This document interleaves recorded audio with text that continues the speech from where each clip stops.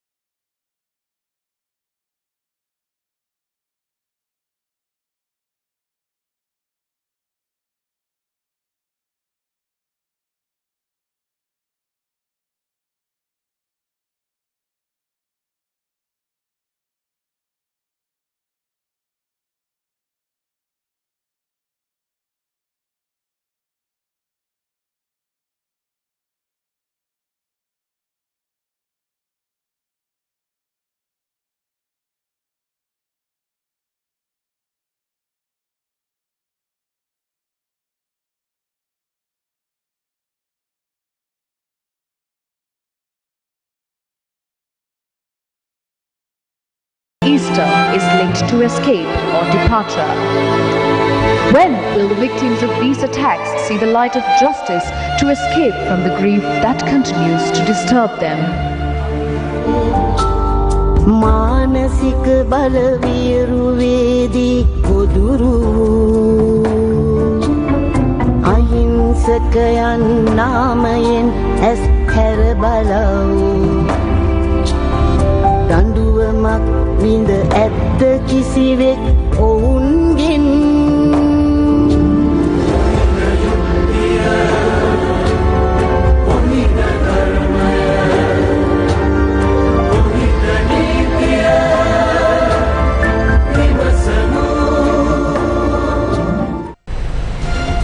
Hello there and welcome to Primetime News here on TV1. You're joining me, Devi Paldano.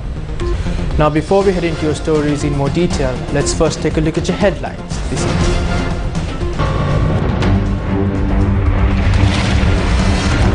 3 years since the April 21st attacks. Cardinal raises suspicion over delays in investigation. මේ ක්‍රියාදාමයේ පිටුපස සිටින්නේ මේ රටේ සියලුම බලතල තමන් අතට ගෙන ඇති සුපිරි බලවතා නොවේදයි සැකයක් මෙහිදී අපට මතුවේ. April 21st attacks remembered during Gulf-face protests. Religious leaders join arms-giving programs.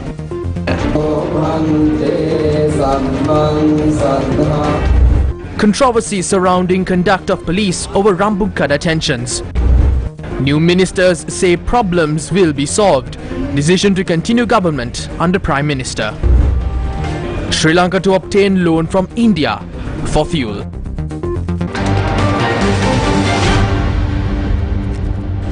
A protest march was held in Negombo demanding justice over the bombings that struck the country on the 21st of April 2019. Injured victims joined the protest march that began from the St. Sebastian's Church in Katuwapidiya.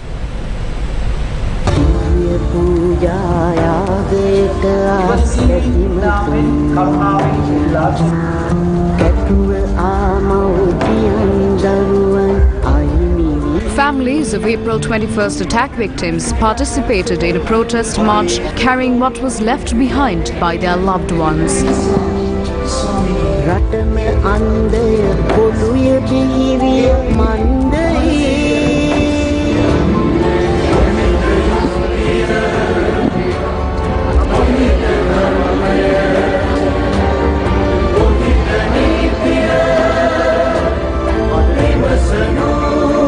Family members who used to be a part of a lively household are now limited to mere frames.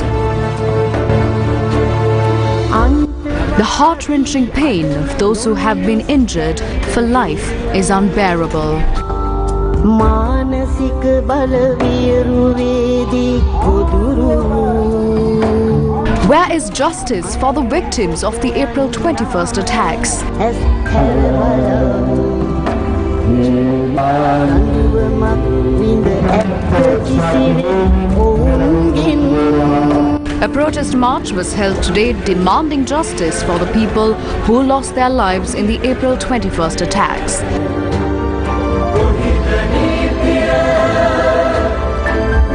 Archbishop of Colombo, His Eminence Malcolm Cardinal Ranjith, joined the protest.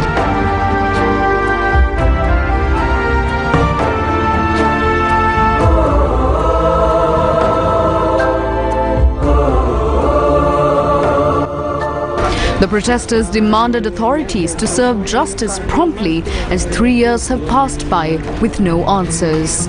People lined up on both sides of streets to express their solidarity with the protesters.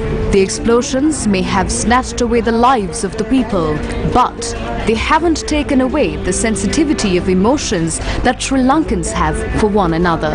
රටට පිටුපා සිනාසී The head of Sri Lanka's Catholic Church, His Eminence Malcolm Cardinal Ranjith, said there is serious doubt as to whether the super powerful person who obtained all the powers in the country is the reason why a proper investigation is not taking place with regard to the 2019 Easter Sunday attacks. The Archbishop of Colombo, speaking at an Easter attacks memorial at the St. Anthony's Church shrine in Kochigade in the capital of Colombo. A 2-minute silence was observed at 8:45 a.m. today to remember those who died at the explosion that took place at the Kochigade church. Thereafter, His Eminence Malcolm Cardinal Ranjith led the memorial service in prayer. රටම අන්දය පොළුය පිහිවිය මන්දයේ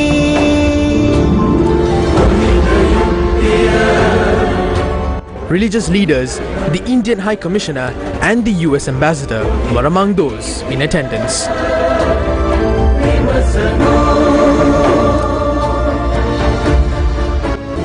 The memories are still fresh and our hearts are saddened. I bring to you, and particularly to the families of the victims and the wounded, the message of consolation of the Holy Father, Pope Francis. The Church and the people of goodwill continue to pray and ask for justice, praying also for the perpetrators and those with similar inclinations. Let us renew our commitment to never let such atrocities happen again. Such contemptible acts as the Easter Sunday atrocities go against the teachings of the 4 major religions practiced in this island. The Archbishop of Colombo, speaking at the memorial, reiterated that one cannot be pleased with the ongoing investigations.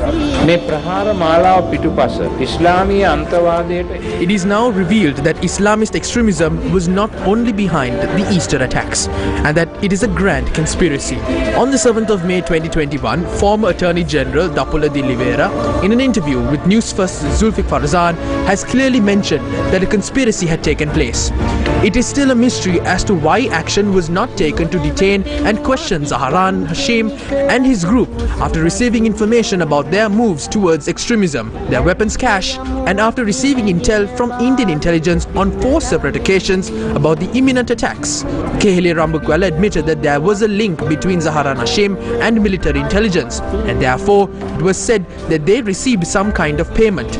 Not only did the military intelligence know about Jamil, who was supposed to detonate at the Taj Samudra Hotel, but they also went in search of him to his house before he detonated his bomb at the Tropical Inn that same day. These facts were proven at the Presidential Commission of Inquiry, and hence there are serious concerns as to why action was not taken to prevent the attacks when military intelligence was aware of the attackers for some time.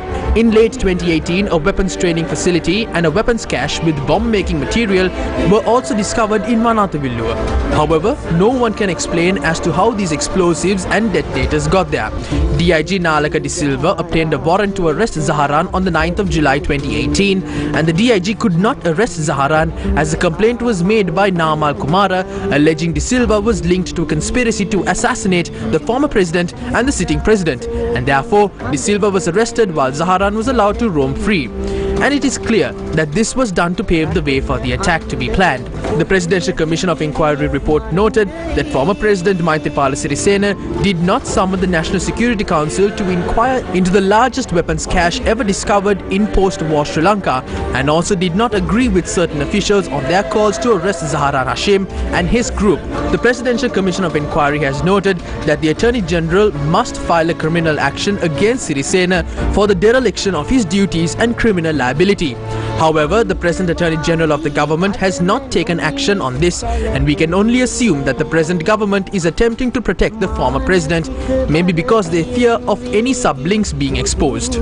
පාස්කු ප්‍රහාරයට තමන්ගේ සම්බන්ධයක් හෙළිදරව්වේ යන බිය නිසා දැයි මේ රටේ පොදු ජනතාව හා අප තුළ යම් බරපතල සැකයක් මතුවී තිබෙනවා. His Eminence Malcolm Cardinal Ranjit rejected the attempts being made to conceal certain facts. මේ ක්‍රියාදාමයේ පිටුපස සිටින්නේ මේ රටේ සියලුම බලතල. We have suspicions as to whether the all-powerful person with all the powers in the country is behind these attempts. The present Inspector General of Police should be held responsible for the blood of the victims of the Easter Sunday attacks. I must state that he cannot escape from this. The Presidential Commission of Inquiry has called for further examination of the links Zaharan Hashim had with 2 people who were released by former President Maithripala Sirisena, namely Mohammad Nafir Mohammad Nafrisk and Mohammad Nafis Mohammad Naveen. It also calls for examination the military intelligence had with the 7th bomber Jamli. There is still no investigation result of Sara Jasmine, who was reported dead at the Saindamaradu terror attacks and later ruled as missing.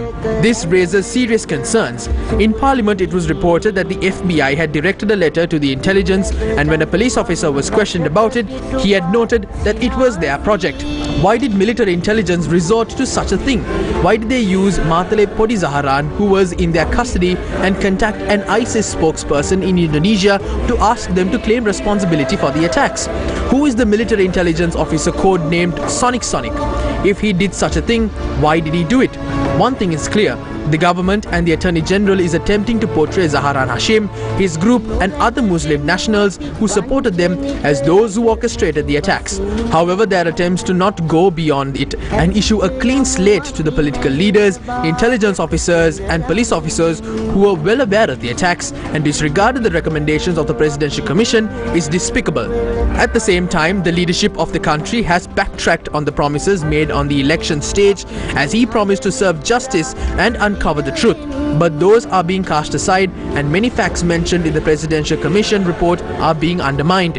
We condemn the efforts being made to cover up the truth. The cries and woes of the dead can still be heard. Therefore, all those responsible for this crime will have to pay for their sins soon. මියගිය මිනිසුන්ගේද තුවාල වූ අයගේද දුක් අඳුන ආහසට මුරදින බැවින් මේ මහා අපරාධයට සම්බන්ධ සියලු දෙනාට වැඩි කල නොයා තමන් කළ පාපේ ප්‍රතිඵල අත්විඳින්නට සිදුවන බවත් මම තරයේ විශ්වාස.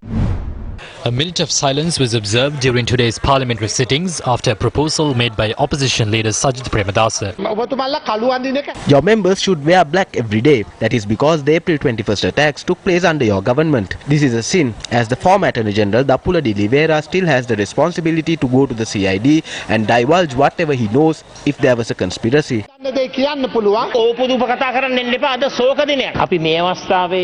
Don't talk gossip. Today is the day of mourning. We will hand over a written pledge to His Eminence Malcolm Cardinal Ranjit, stating that we would not only punish the mastermind by carrying out a transparent, independent and efficient investigation, but also meting out the highest punishment possible. We have heard that Nilantha Jayawardena has been threatened to appear in court and admit that the information was passed on to Maithripala Sirisena and that the blame would be pinned on him if he doesn't do that. The attacks took place on the 21st. It was on the 25th that they admitted that the ISIS was behind the attacks. We have revealed in this parliament earlier as well. The group that carried out the investigations had found that the person who went under the name Sonic was SI Bandara. 6 foreign intelligence teams worked to find this out. Mossad, FBI, CBI, Australian Federal Police, Royal Thai Police and Scotland Yard worked to uncover the links and the sin owners. SI Bandara has given evidence over this. Who gave him this role? When this question was raised during a media briefing of the President's media division on Monday, they said Sonic was the son of Ibrahim, who was one of the bombers. They are trying to cover this up. If the ISIS had links to this, then the bombers would have received explosive from overseas just like the LTT. But local material had been used to prepare these explosives. දේශීය අමුද්‍රව්‍ය යොදාගෙන මේ බෝම්බ පිපිරීම කරලා තියෙන්නේ මේ බෝම්බ ප්‍රහාරයේ ප්‍රධානම නායකයෝ Sarah Jasmine was among the group of bombers. It is reported that she had fled to India. The former OIC of Kalanchikudi, Abu Bakr, is under police custody. He was the one who said that Sarah Jasmine was sent to India. Today it has been confirmed that Sarah Jasmine had not died and that she is in India. The Presidential Commission's report mentions that the DNA samples obtained from her mother have shown that Sarah Jasmine wasn't among the deceased. A warrant has not been obtained yet to arrest Sarah Jasmine. The police doesn't have a sense of shame. They are using the vehicle that once belonged to Saran. The minister in charge of the police admitted that the vehicle belongs to the police. We don't know whether the police can use a vehicle that has been confiscated. That is why Gotabaya Rajapaksa has to go home. This matter is not only concerning Nilantha Jayawardena. Why was Suresh Shale, who wasn't even in the country at the time, named as a state witness? Gotabaya Rajapaksa dug his own grave because he didn't make the right decisions. If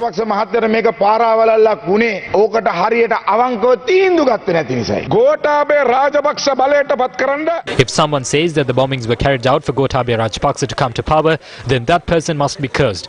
If someone is trying to conceal this, even if it's someone from our side, then he too must be punished. They planned the attack because they knew that they can obtain at least 60% of the Buddhist votes if they bomb churches. There was support from Malaysia for this. There was one person in India. There was someone who was sent away under our government due to the accusation that he faced. He went there and came back to the country and helped in plotting this. That person is Saleh. When there were warnings for this, Nilantha Jayawardena hid those details. He resetted his laptop. He said he lost his phone. Investigation teams came after the incident. The investigations found that there was no international link to any terrorist group. On the 25th of April, Army Mohideen went to Batiklo and met with Matale Saharan and obtained an order to get the ISIS to say that they were involved. They were asked to send the video first. When Army Mohideen was arrested and brought to CID, he was taken away. Whose project was this? I am not saying the army was involved. The army commander wasn't aware of this. This was backed by pro-Gotabaya Rajapaksa army intelligence groups. This has been proven now. We kept insisting that Nilantha Jayawardena didn't divulge these details, but they tried to silence us. Now they are trying to make him the wrongdoer again.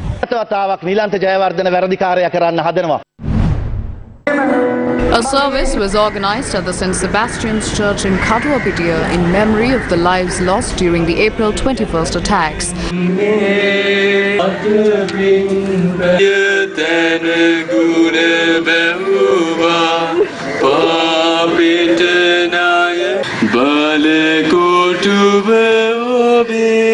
A service was also held at the Zion Church in Batiklo to remember the deceased victims.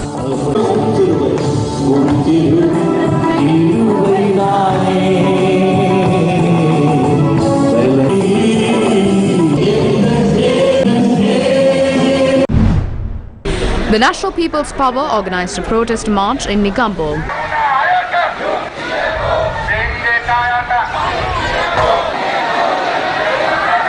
The protesters arrived at the Leighton Sports Complex in Negombo in remembrance of those who were killed in the bombings.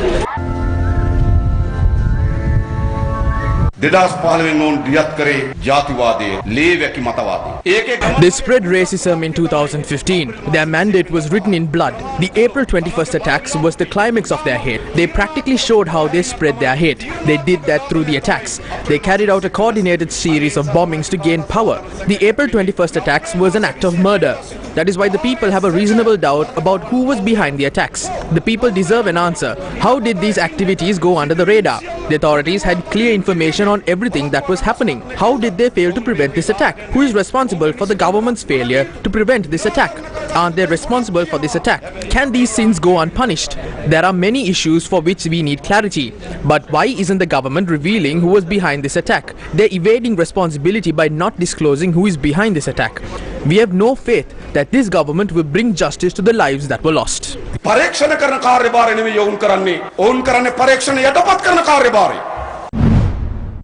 2 minutes of silence was observed at the demonstration site at Galface to remember the victims of the April 21st attacks.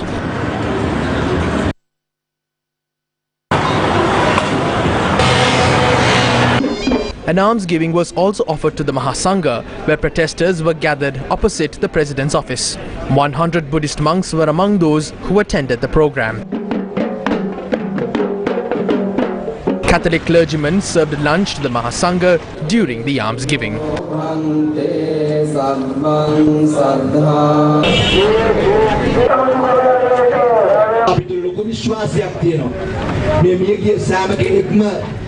We strongly believe that everyone who was killed sacrificed their lives for the religion they believed in. We continue to pray with that belief. We also believe that the Mahasangha will join us in seeking justice over these deaths.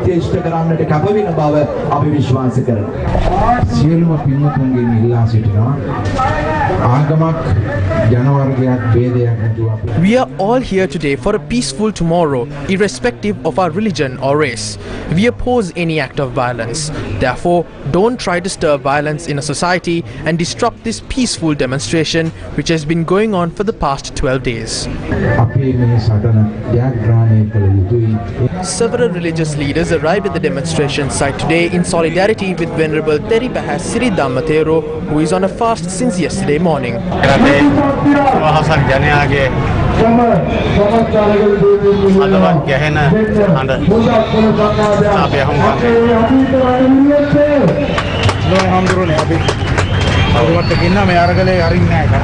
Venerable Rajanganaya Sandaratanatero ended his 24-hour satyagraha this morning. Musician Harsha Makalanda began a fast at the demonstration site today.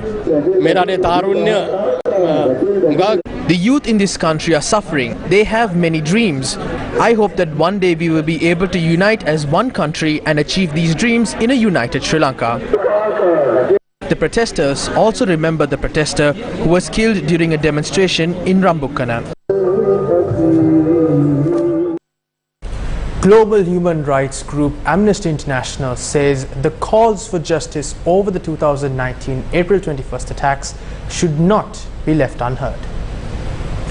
In a tweet, Amnesty International said the government has failed to hold perpetrators of the 2019 April 21st attacks to account for 3 years. It said, quote, "Victim families have joined the wave of protests sweeping across Sri Lanka, unwavering in their demands for justice," unquote. The human rights watchdog said authorities have an obligation to independently investigate the attacks and hold the perpetrators accountable. It said the authorities must stop using the attacks to target minority communities by weaponizing the Draconian Prevention of Terrorism Act. Amnesty International said, quote, "Our thoughts are with the people who lost their loved ones or were wounded in the bombings." We're going in for a short commercial break. Stay tuned for more of the very latest.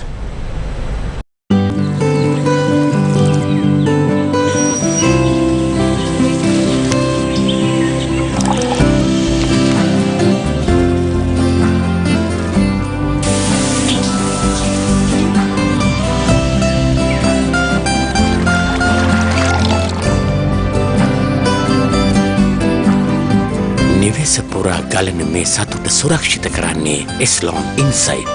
Eslon ජීවයයි ජලයේ ජීවිතේ. Welcome back to the news. The Prime Minister's Media Division says leaders of government parties have unanimously agreed to support a government led by Prime Minister Mahinda Rajapaksa. The agreement was reached during a meeting between party leaders today. The group of government parliamentarians met at room number 1 of the parliamentary complex today. The Prime Minister's Media Division said Power and Energy Minister Kanchana Wijesekara said steps are being taken to resolve the fuel and power crisis. Minister Ramesh Patirana says the gas crisis would be resolved within the next few weeks. The Prime Minister's Media Division said government parliamentarians are of the view that some groups are deceiving the people through false propaganda. They had said that it is being done to destabilize the government and that they would not allow it to happen. The Samagi Jana Balawega has put forward several suggestions on the possible 21st Amendment to the Constitution.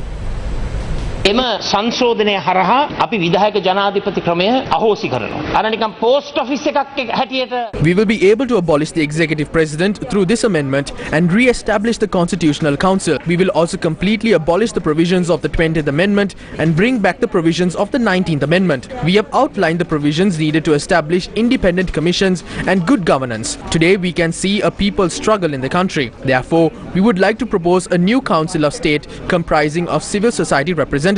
This will give the civil society a chance to be represented and to create a system where the government listens to the people. ආණ්ඩුව නිරන්තරයෙන්ම ජනතා හදගැස්මට සවන් දෙන ක්‍රමවේද අපි ස්ථාපනය කරනවා.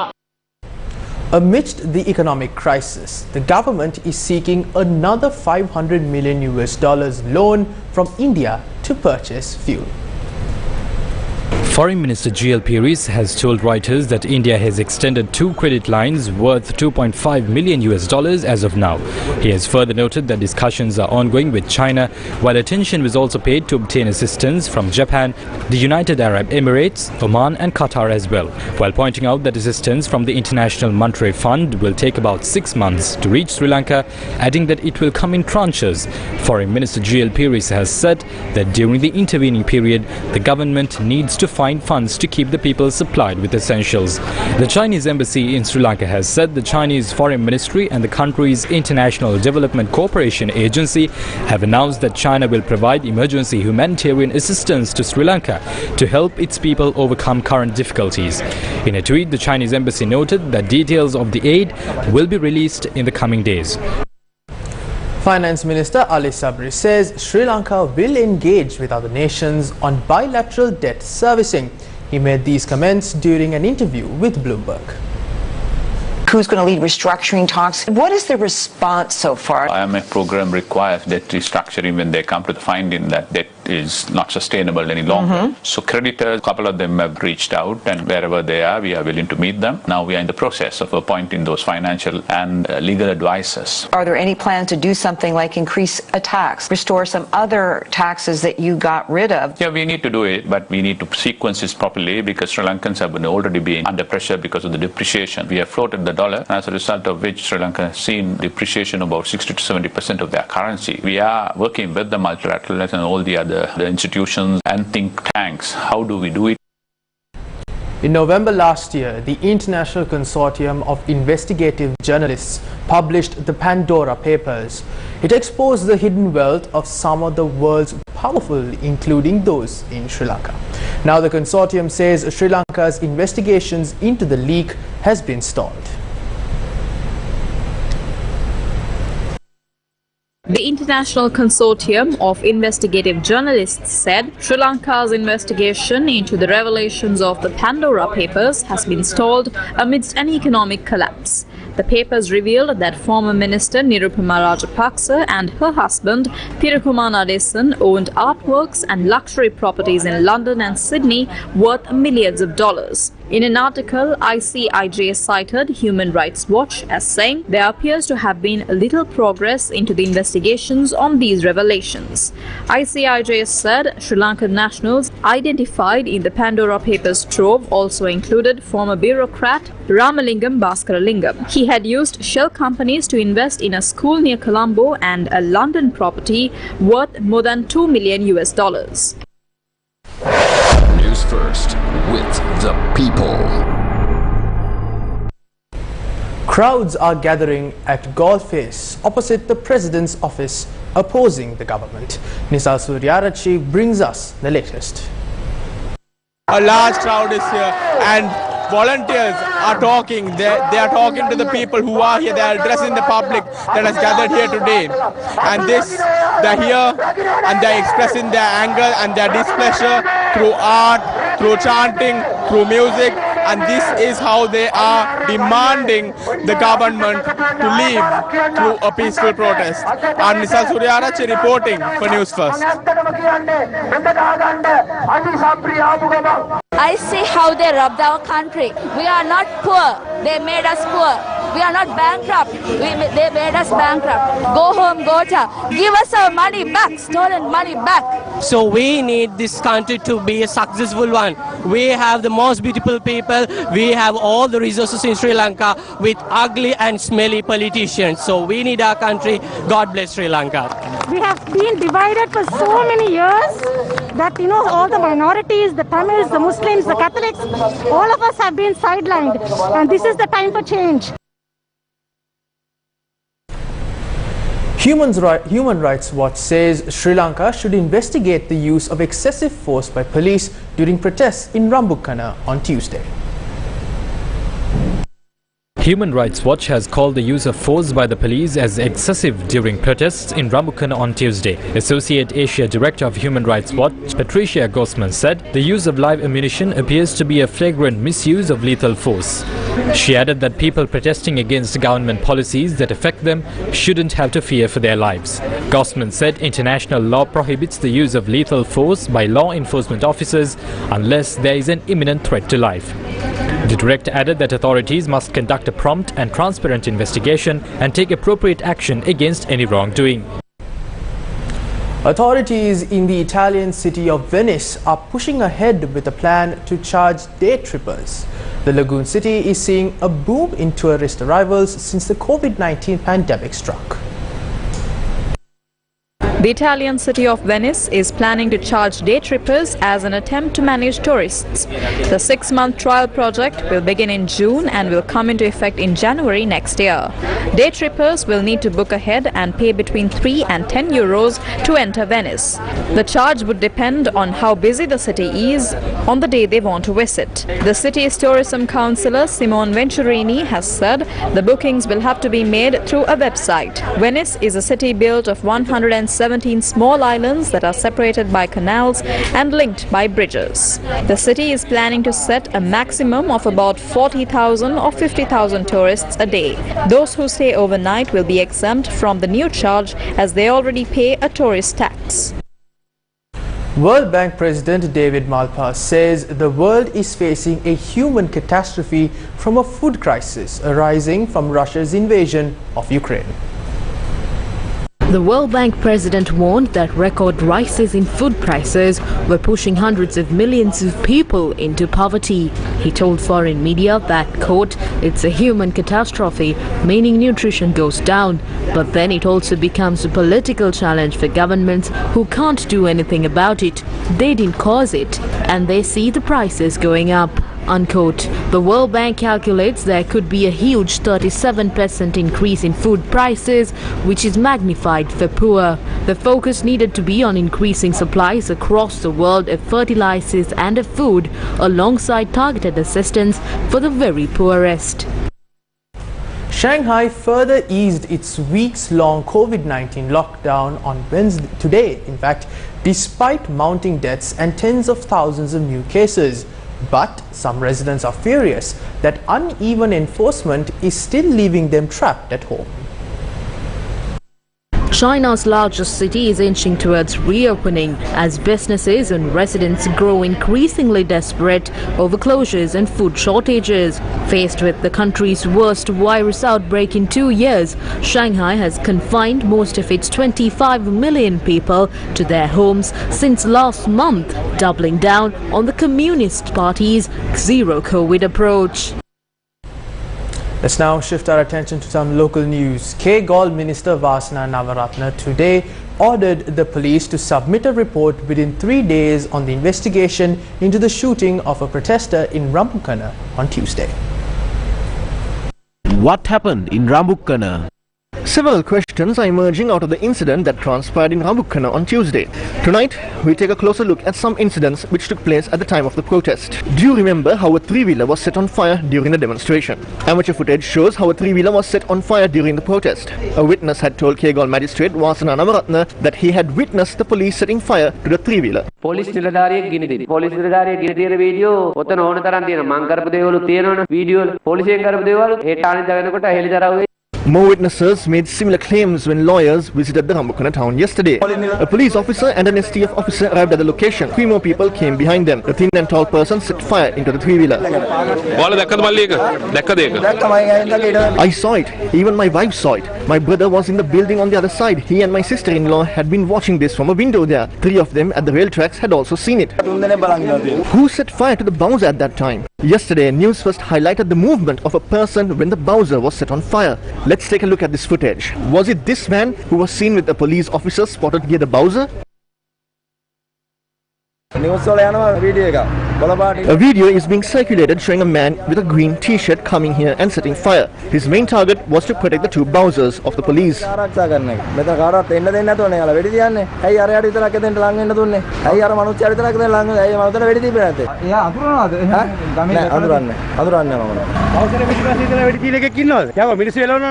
Is there anyone who will shoot from behind the Bowser?